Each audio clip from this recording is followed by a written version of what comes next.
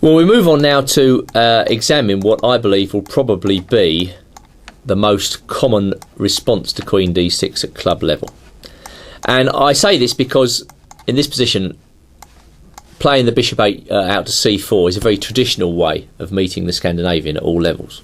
You know, against most of the other lines, white does certainly put his bishop on c4. And the idea is that there's some sort of veiled attack against f7 and perhaps knight e5. There'll be some move like knight e5 teaming up with the bishop to help white in the middle game. So this might be a move which a lot of club players are going to try. Of course, this move steps straight into black's plan, and I believe it's one of white's least effective ways to counter Queen d6 because, well, it simply gives black a tempo. So you should feel no worries about this move b5 at all. Just gain a move. And now, to illustrate this variation, I'm going to look at a game between a guy called Peletov and Panbukchian. And this game was played in the Bulgarian Team Championship in the year 2001. And of course, after b5, white kept his bishop on the long diagonal by playing his bishop to b3. Now, just dropping back, you might ask, well, what happens if white changes his mind and plays the bishop back to d3? Well, I would say, OK, let him do that. You seem to be playing your favourite variation with an extra tempo here. Let me just show you how play might proceed in this position. Why not bishop b7? White may castle. These are just variations I've created for this DVD, but they seem very plausible to me. White plays queen e2 in traditional style, and then he brings his bishop out to g5. OK, knight comes to d7.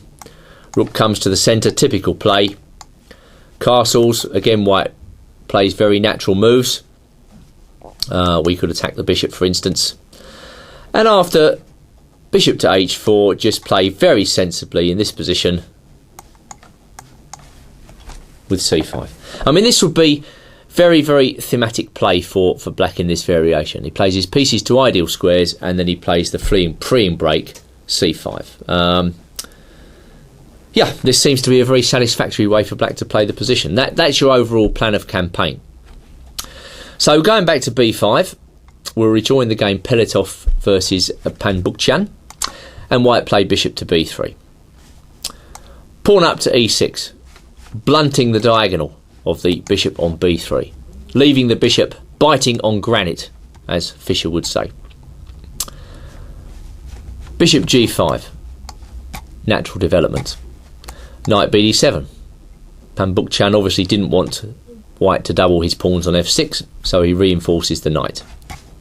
Queen e2, bishop b7, and white castles, after which black plays bishop e7.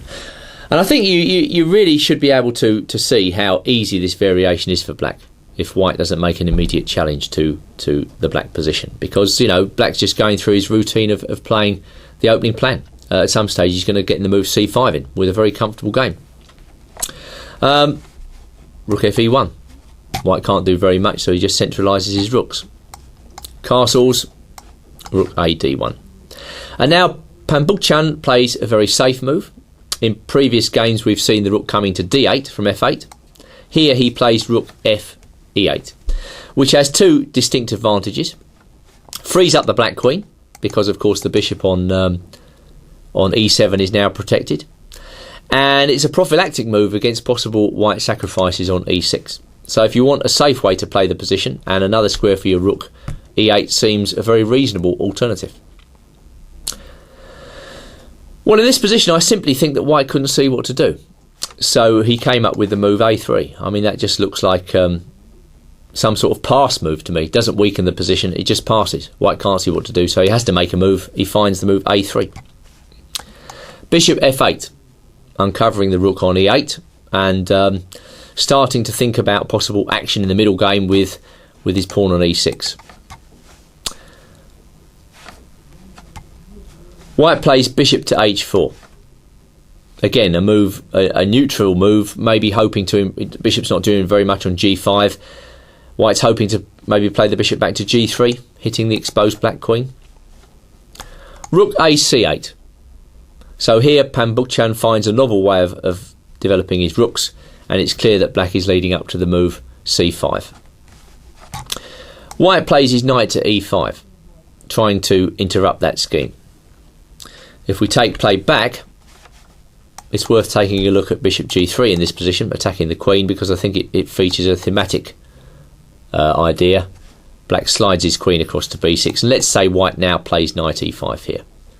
Well, okay, knight takes e5 seems very reasonable, and there are two ways for white to recapture, but neither of which seem very inspiring to me. For instance, after d takes e5, we've got the interesting move queen c6 here, threatening mate on g2, and if f3, bishop c5 check, king h1, knight at h5 sets up a dangerous attack for black. And note the value of playing the queen to c6, forcing the move f3. Now black is able to put his knight on h5 in safety, because of course the queen's not attacking it anymore. So that would seem a pretty good way of meeting d takes e5. Going back to the position after knight takes e5, well, of course there's taking with the bishop here. And after that, well, how about knight d7? And this is just a very reasonable position for black. Everything's protected. c5 is coming, maybe even queen c6. It's just very good for black. Black has emerged from the opening in pretty good shape.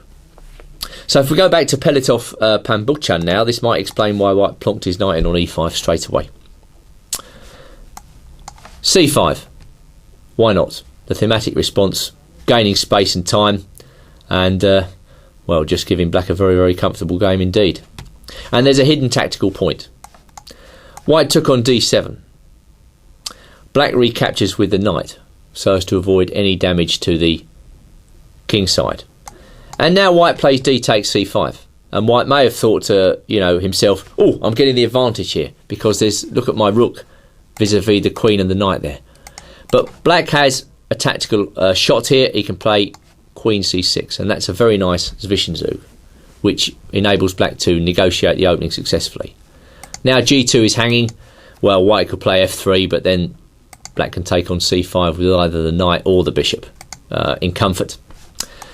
Queen comes to g4, protecting against the mate, but now knight takes c5 completes a very successful opening for black, who can look forward to the middle game with confidence here.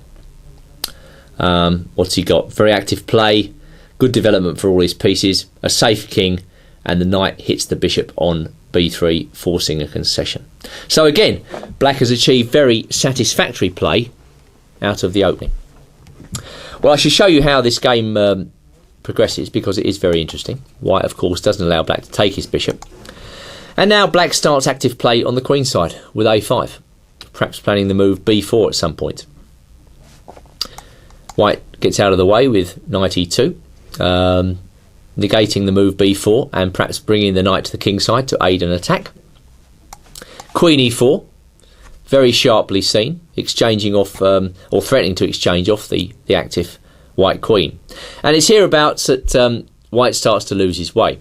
Again, we see this time and again in the variation. White is kind of expecting an advantage simply because he's white. There's no reason he should be expecting this advantage, but there's really no reason why white should play the move he did apart from that. He plays queen h3 in this position. It's far too ambitious.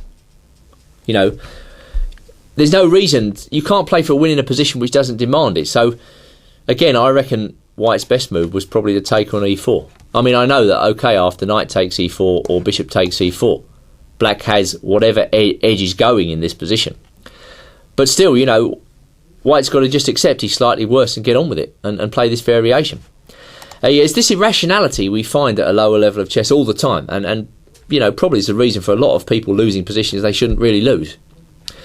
So, anyway, queen h3 was played. The guy goes queen h3, what can you do? And b4. Of course, black's not interested in taking on c2, allowing bishop b1, with some tricks in mind. But b4, keeping up the pressure. Okay, rook d4 was played. Queen to f5, again offering the exchange of queens. A takes b4. Queen takes h3. G takes... Sorry, excuse me, slip of the mouse. G takes h3. And now A takes b4. I mean, just going back, you might have wondered in this position why white didn't take on f5. I mean, you know, he's allowed black to double his pawns. Why isn't he taking on f5, getting this position?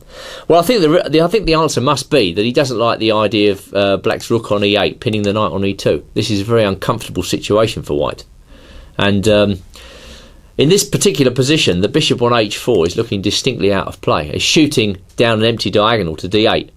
And yeah, white probably didn't like this position. It's a bit awkward for white. It's surprisingly awkward for white. So coming back to the game, this is why he plays a takes b4 and allows black to double his pawns there. But it has to be said that this position doesn't look very promising either for white. But at least he gets the chance to move that knight. So knight c1 was played. Knight a4. You know, putting pressure on the queen side. You know, what is very noticeable is that both the white bishops are out of play. They just aren't doing anything in this position, whereas the black bishop is securing black's king, it's protecting the cramping pawn on b4, and the bishop on b7 is very powerful indeed, especially now that white's king has been denuded. So knight a4 hitting b2, problems for white. He plays his knight into d3. Pawn up to h6. Just retracting that move. Please note that rook takes c2 in this position was not possible thanks to bishop b3, forking rook and knight.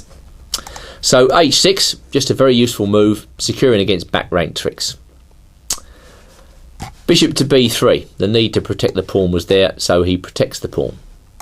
Knight c5, not fearing an exchange of pieces because white's pawn structure is so weak. Well, knight takes c5, bishop takes c5, bringing the bishop into the game. Rook retreats to d2. And now bishop to c6. Again, an all-round useful move. Bishop g3, finally admitting the bishop has no play on the diagonal. And now rook e d8. Black is patiently playing towards the superior endgame. Bishop f4. g5. Rook takes d8, rook takes d8, bishop c1, king g7. And now my score sheet is showing me that black won this position on time. Well, of course, any advantage there's no reason for white to have lost on time in this position. But perhaps the problems that he had in the earlier play, you know, just ran him down on the clock. And, well, black wins. Of course, well, if we come to assess objectively what's actually happening in this position, only black can be better. He's got a better pawn structure, he's got better bishops, he's in command of the only open file. So even with perfect play from this position, we can say that this would be very uncomfortable for white, to have to hold. So just going back to 6 bishop c4 now and summarising what we've learned in this position. Bishop c4 presents black with no problems at all. He can just safely go on with his plan, starting with b5. And he can develop his pieces in apple pie order, as per the programme. Looking forward to playing c5 a bit later on, with perfectly reasonable play. You shouldn't fear bishop c4 at all.